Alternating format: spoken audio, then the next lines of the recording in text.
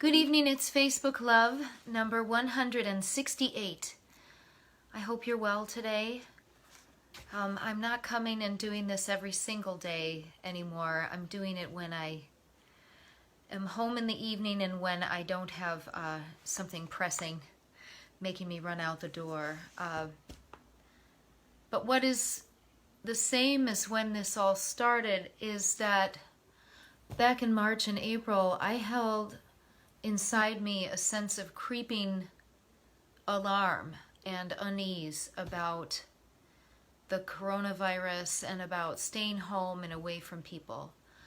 And then in August, I started to feel better and better, and now we are back to what felt like March and April as far as how many people are getting ill and the number of people who are dying. It's going up again, and I'm just tremendously sad, and I don't know what emotion to add to that. It's not defeated. I'm not feeling defeated, but I'm very disturbed and disappointed in individuals who think that they are not responsible for the people around them.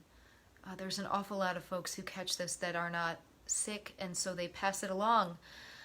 We need to take a break and stay away from each other to flatten the curve, as we used to say.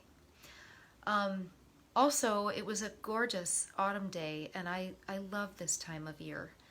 So I found a couple poems that made me feel nostalgic, because that's very comforting when things are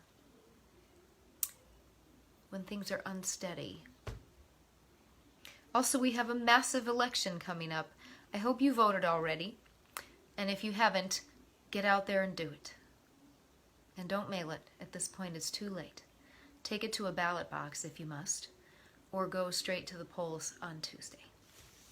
So I have a few poems that make me feel nostalgic. The first one is by Lola Haskins, and it's titled Dearborn North Apartments, Chicago, Illinois.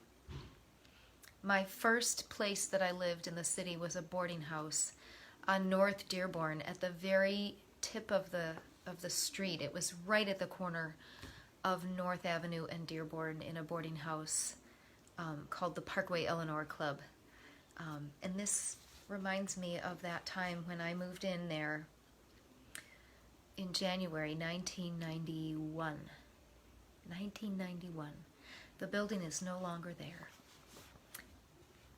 Dearborn North Apartments, Chicago, Illinois. Rows of rectangles rise, set into brick, and in every rectangle there is a lamp. Why should there be a lamp in every window? Because in all this wide city there is not enough light. Because the young in the world are crazy for light, and the old are afraid it will leave them.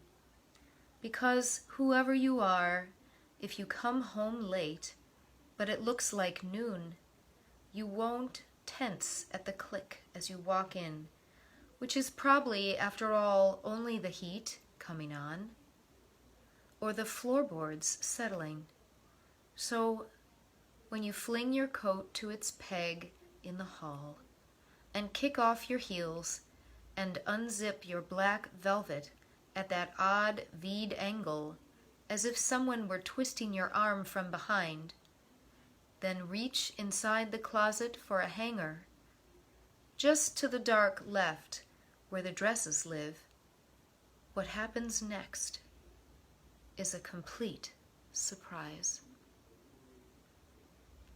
Dearborn North Apartments, Chicago, Illinois, by Lola Haskins. This other one is by Marge Piercy from a collection called Available Light. I think this might be the first one of hers I ever bought. It's from 1988. You all can tell how old I am now. This poem is called Open to the sky.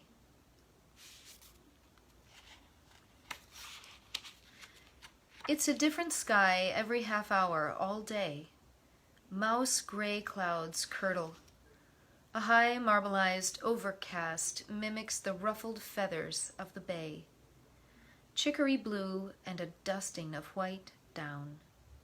They all have names: alto cumulus undulatus, cumulus congestus or fractus, cirrostratus, names in Latin that never quite match all that magnificent high hustle and heaping of billows, that vast busyness colliding miles up where the largest plane is tossed and batted like a shuttlecock.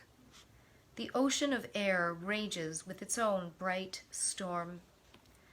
Down here the oaks dash like inside-out umbrellas. The pines moan. The seagulls shriek low, and things torn loose crash into the house. Wind flapping my hair like a black wool shawl unraveling.